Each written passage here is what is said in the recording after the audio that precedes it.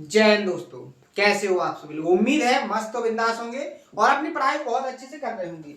अपना जो सेशन चला है ज्योमेट्री के अंदर, अभी तक मैंने आपको 3 सेशन कंप्लीट करवाए हैं और नया चैनल है, नए तरीके से मैं आपको समझाने की कोशिश कर रहा हूँ। पूरा सिलेबस बहुत अच्छे तरीके से होने वाला है, तो उम्मीद है जो अभी के 3 सेशन हुए हैं लास्ट के, उन तीनों सेशनों को आप लोगों ने बहुत अच्छे से कंप्लीट कर लिया होगा।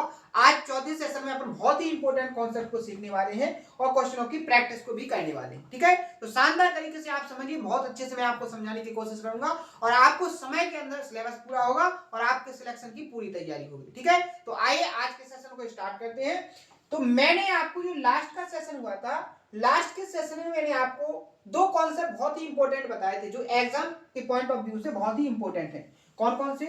एक तो था मैंने आपको कॉम्प्लीमेंट्री एंगल, कि अगर आपको दो ऐसे एंगल दिए गए हैं, दो ऐसे कोण दिए गए हैं जिनकी कोणों की वैल्यू का सम 90 डिग्री हो जाए, तो वो दोनों एंगल जो होंगे वो एक दूसरे के कॉम्प्लीमेंट्री यानी कि पूरक कोण कहलाएंगे। ठीक है, इसके बाद मैंने आपको दूसरा जो कॉन्सेप्ट बताया था, दूसरा मैंने बताया था सप्लीमेंट्री एंगल, यानी अगर आपके पास दो ऐसे एंगल्स दिए जाएं जिनकी वैल्यू का सम करने पर 180 डिग्री हो जाए, तो वो दोनों जो एंगल होंगे वो एक दूसरे के कैसे होंगे?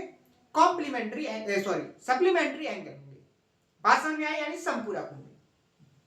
अब इन दोनों कॉन्सेप्टों से एक बहुत ही इंपॉर्टेंट कॉन्सेप्ट निकलता है कि अगर आप क्या काम करो, सप्लीमेंट्री एंगल और कॉम्प्लीमेंट्री एंगल का डिफरेंस लो, तो वो हमेशा क्या रहता है? 90 डिग्री रहता है। कैसे? जैसे मान लीजिए, एग्जांपल से आप समझिए, आपको दो एंगल्स दिए गए हैं एक्स और वाई। अगर आप इसका, ये दोनों एंगल कॉम्प्लीमेंट्री होंगे, तो आपका कॉन्सेप्ट क्या कहता है कि x प्लस वाई की वैल्यू कितना होना चाहिए? 90 डिग्री। बात समझ में आई? अगर ये दोनों एंगल आपके सप्लीमेंट्री हुए, क्या हुए? सप्लीमेंट्री यानी कि देखो हिंदी में भी मैं लिखने की कोशिश करूंगा आपको। यहां बोलेंगे पूरक कोण और इसको बोलेंगे समपूरक कोण। ध्यान से लिखना, इसको कोटि पूरक भी लिखते हैं। ठीक है, समपूरक कोण। अगर ये दोनों एंगल आपके समपूरक हैं तो इनकी भी जो वैल्यू का सम होगा वो कितना होगा? 180। अब मैंने आपसे बोला क्या है? मैंने आपसे बोला है कि अगर सप्लीमेंट्री एंगल और कॉम्प्लीमेंट्री एंगल दोनों का डिफरेंस लिया जाए तो उनका जो डिफरेंस होता है वो 90 डिग्री होता है। तो आप यहां पर देखो, ये आपका क्या हो गया? x plus y. ठीक है, माइनस अगर आप करोगे x माइनस वाई। ठीक है, तो यहां पर जो डिफरेंस होगा, आप यहां पर देखोगे, इनका जो डिफरेंस होगा वो कितना आएगा? 90 डिग्री। कितना आएगा? 90 डिग्री। बात समझ में आई? यानी सप्लीमेंट्री और कॉम्प्लीमेंट्री एंगल, इनका जो सम होता है वो कितना होता है? डिफरेंस जो होता है वो 90 डिग्री होता है। एग्जांपल से समझो, जैसे ये थीटा एंगल, यहां इसका मान लो कोटि पूरक कोण है और यहां इसका क्या हो गया? समपूरक। ठीक है, ध्यान से समझना। यहां देखो, मैंने थीटा की वैल्यू अगर 30 डिग्री ली तो इसका कोटि पूरक कितना बनेगा? यहां पर 60। 90 में से माइनस करोगे कि नहीं करोगे? अगर मैं इस 30 एंगल का समपूरक पूछूं तो क्या होगा? 150 डिग्री होगा कि नहीं होगा? अगर मैं इन दोनों के डिफरेंस की बात करेंगे तो कितना आएगा? 90 डिग्री।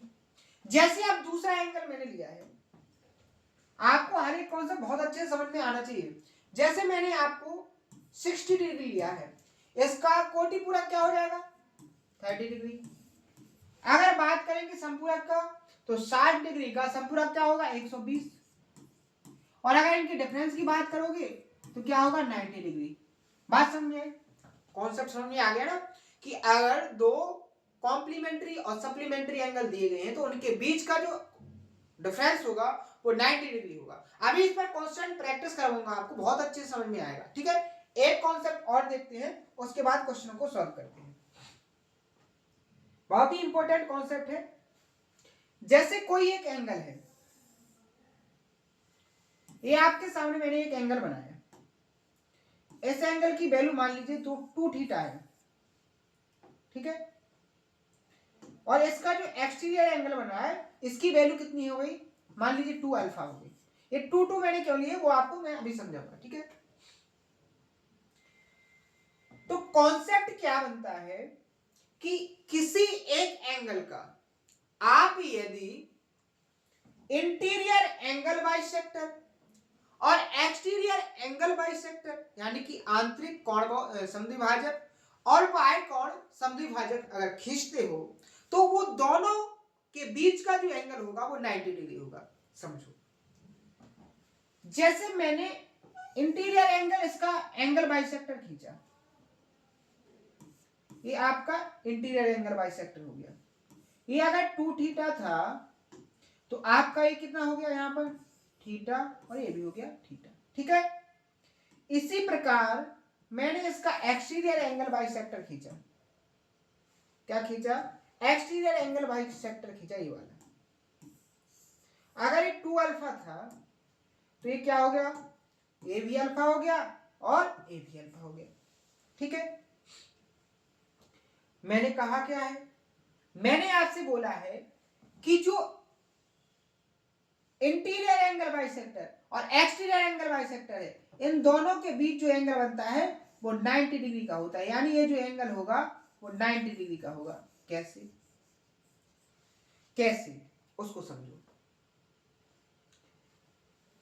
इस एंगल का मतलब है क्या, अल्फा प्लस थीटा, यही हुआ ना, 90 डिग्री बनना है तो अल्फा प्लस थीटा हो रहा है ना।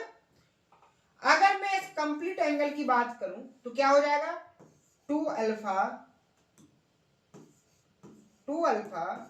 प्लस 2 थीटा इक्वल टू कितना हो जाएगा, 360 हो जाएगा कि नहीं। अगर आप यहां से 2 कॉमन लोगे तो अल्फा सॉरी यहां 360 नहीं होगा, यहां कितना होगा 180। अगर आप यहां से 2 कॉमन लोगे तो अल्फा प्लस थीटा की वैल्यू कितनी हो जाएगी, 90 डिग्री। और यही मैंने आपसे बोला है कि अगर आप इंटीरियर एंगल बाइसेक्टर और एक्सटीरियर एंगल बाइसेक्टर खींचते हो तो उन दोनों के बीच का जो एंगल होगा वो कितना होगा, 90 डिग्री। तो मैंने आपको 2 कॉन्सेप्ट बताए हैं, इनको बहुत अच्छे से नोट करना, नोट करने के बाद इनका रिवीजन करना। तो अभी तक के जो सेशन हुए उनमें जितने भी कॉन्सेप्ट हो चुके हैं उन सभी कॉन्सेप्टों को आप लोग कंप्लीट करना। कल के सेशन में देखते हैं अपन आगे के क्वेश्चनों की प्रैक्टिस करेंगे बहुत शानदार तरीके से। तो आज के सेशन में इतना ही, मिलते हैं नेक्स्ट सेशन में इसी जोश और उम्मीद के साथ। थैंक यू, धन्यवाद।